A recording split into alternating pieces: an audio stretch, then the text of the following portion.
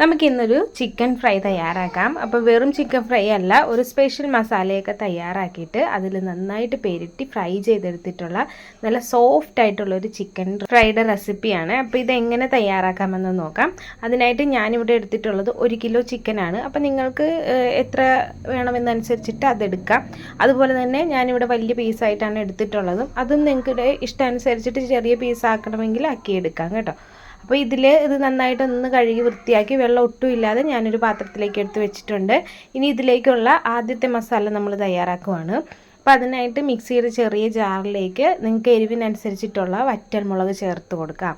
അപ്പോൾ ഞാനിവിടെ ഒരു 4-5 വറ്റൽമുളകാണ് ചേർത്ത് കൊടുത്തിട്ടുള്ളത്. നല്ല എരിവുള്ള വറ്റൽമുളകാണ്.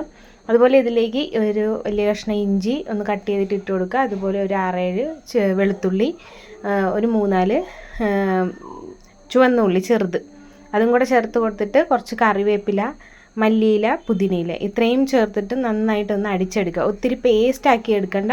ഇതുപോലെ ഒന്ന് ചതച്ചെടുക്കത്തില്ല, ആ ഒരു പരുവത്തിലൊന്ന് റെഡിയാക്കി എടുത്താൽ മാത്രം മതിയാവും. എന്നിട്ട് നമ്മളിത് വൃത്തിയാക്കി വെച്ചിരിക്കുന്ന ചിക്കനിലേക്ക് ഇട്ട് കൊടുത്തിട്ട് നന്നായിട്ടൊന്ന് ഇതൊന്ന് എല്ലാ ചിക്കനിലും ആകുന്ന രീതിയിലൊന്ന് പുരട്ടിയെടുക്കുക. സ്പൂൺ ഒന്നും കൊണ്ട് തന്നെ മിക്സ് ചെയ്യാതെ കൈ കൊണ്ട് തന്നെ എല്ലാ സൈഡിലും ആകുന്ന രീതിയിൽ മിക്സ് ചെയ്തെടുക്കുക.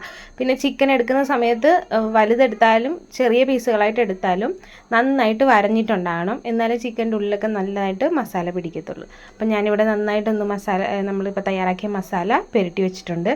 ഇനി ഇതിലേക്ക് നമ്മൾ ചേർക്കുന്നത് പൊടികളാണ്. അത് ഒരു പാത്രത്തിൽ ഞാൻ 1 table spoon Kashmiri chilli, garam masala പൊടി, മഞ്ഞൾപ്പൊടി, കുരുമുളക് പൊടി ഇത്രയാണ് എടുത്തിട്ടുള്ളത്. ഇത് നമ്മൾ ഇതിലേക്ക് ഇട്ട് കൊടുക്കുക.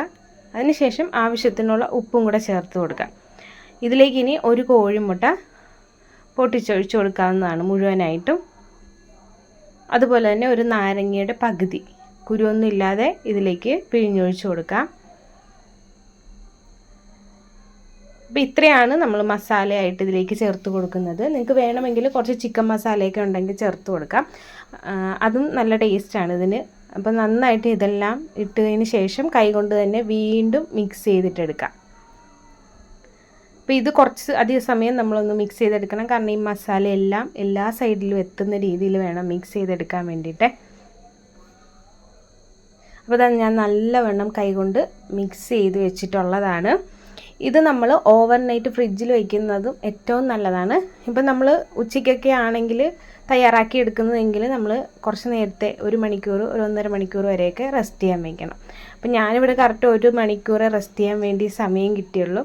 അപ്പം നിങ്ങൾ ചെയ്യുന്ന സമയത്ത് കുറച്ച് സമയം കൂടെ ഇരുന്നാലും നല്ലതായിരിക്കും. ഈ മസാലയൊക്കെ കൂടുതലായിട്ട് അതിലൊന്ന് പിടിക്കാനായിട്ട് കുറച്ച് ടൈം കൊടുക്കണം. അപ്പം ഞാനിതിനി ഫ്രൈ ചെയ്തെടുക്കാൻ പോവാണ്. അതിനായിട്ട് ഞാൻ എടുത്തിട്ടുള്ളത് കോക്കനട്ട് ഓയിലാണ്. നിങ്ങൾക്ക് ഏത് ഓയിലാണോ ഇഷ്ടം, അത് സൺഫ്ലവർ ആണെങ്കിൽ അത് ഒക്കെ എടുക്കാം. അപ്പോൾ ടേസ്റ്റ് നമുക്ക് കോക്കനട്ട് ഓയിലിൽ ചെയ്തെടുക്കുന്നത് തന്നെയാണ്. അങ്ങനെ ഞാനിവിടെ ഒത്തിരി ഓയിൽ അങ്ങ് എടുത്ത് നമ്മൾ വേസ്റ്റ് ചെയ്യണ്ട. ഇതുപോലെ കുറച്ച് ഓയിൽ ഒഴിച്ചിട്ട് ഒരു 2-3 പ്രാവശ്യമൊക്കെ ആയിട്ട് ഫ്രൈ ചെയ്തെടുത്താൽ മതിയാവും. അപ്പോൾ ഈ ഓയിൽ നന്നായിട്ടൊന്ന് ഹൈ ഫ്ലെയിമിൽ വെച്ച് ചൂടാക്കിയതിന് ശേഷം ഇതിലേക്ക് ചിക്കൻ പീസുകൾ ഓരോന്നായിട്ട് ഇട്ട് കൊടുക്കാം.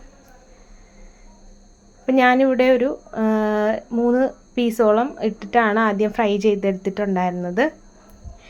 ഇത് ഇട്ടതിന് ശേഷം ഒരു മീഡിയം ടു ലോ ഫ്ലെയിമിൽ വെച്ചിട്ട് വേണം നമ്മളിത് ഫ്രൈ ചെയ്തെടുക്കാൻ വേണ്ടിയിട്ട്. അതുപോലെ തന്നെ ഓയിലിലേക്ക് ചിക്കൻ ഇട്ട ഉടനെ തന്നെ നമ്മൾ സ്പൂണും അങ്ങനെയുള്ളതൊന്നും കൊണ്ട് തിരിച്ചിടാനൊന്നും ശ്രമിക്കരുത്. അത് നന്നായിട്ടൊന്ന് ആ ഒരു ഭാഗം കംപ്ലീറ്റ് കുക്കായതിന് ശേഷം നമുക്ക് മറിച്ചിട്ട് കൊടുക്കാവുന്നതാണ്. അപ്പോൾ ഇതിപ്പോൾ ഞാൻ മീഡിയം ടു ലോ ഫ്ലെയിമിൽ വെച്ചിട്ട് കുക്ക് ചെയ്യാൻ വെച്ചിട്ടുണ്ട്. ഇനി ഇതൊരു 2-3 മിനിറ്റ് അല്ലെങ്കിൽ ഒരു 4 മിനിറ്റൊക്കെ ആകുമ്പോൾ തന്നെ ഇതിൻ്റെ ഒരു സൈഡ് ആയിട്ടുണ്ടാകും. നമുക്ക് കാണുമ്പോൾ തന്നെ അറിയാം അതിൻ്റെ ആ ഒരു കളറും ഒക്കെ മാറി വരും. ആ ഒരു ടൈമിൽ വേണം നമ്മൾക്കിത് മറിച്ചിടാൻ വേണ്ടിയിട്ട്. ഇപ്പോൾ ഇവിടെ ഏകദേശം റെഡിയായി വന്നിട്ടുണ്ട് ഒരു സൈഡ്. അപ്പോൾ നമുക്കിതൊന്ന് മറിച്ചിട്ട് കൊടുക്കാം. ഓരോന്നായിട്ട് മറിച്ചിട്ട് കൊടുക്കുക. ഫ്ലെയിമൊന്നും കുറയ്ക്കേണ്ട. അതേ ഫ്ലെയിമിൽ തന്നെ 2 സൈഡും കുക്ക് ചെയ്തെടുക്കാവുന്നതാണ്. അപ്പോൾ എല്ലാം നന്നായിട്ട് തന്നെ ഫ്രൈ ആയി വന്നിട്ടുണ്ട് ഒരു സൈഡ്. ഇനി ബാക്കി ഭാഗവും കൂടെ നമുക്കൊന്ന് ഫ്രൈ ആക്കി എടുക്കാം.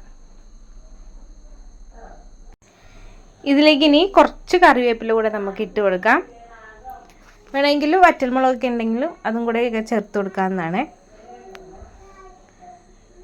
അങ്ങനെ 2 സൈഡും നന്നായിട്ടൊന്ന് ഫ്രൈ ആയി വന്നു കഴിഞ്ഞാൽ ഇനി ഇതിൽ നിന്നും കോരി മാറ്റാം.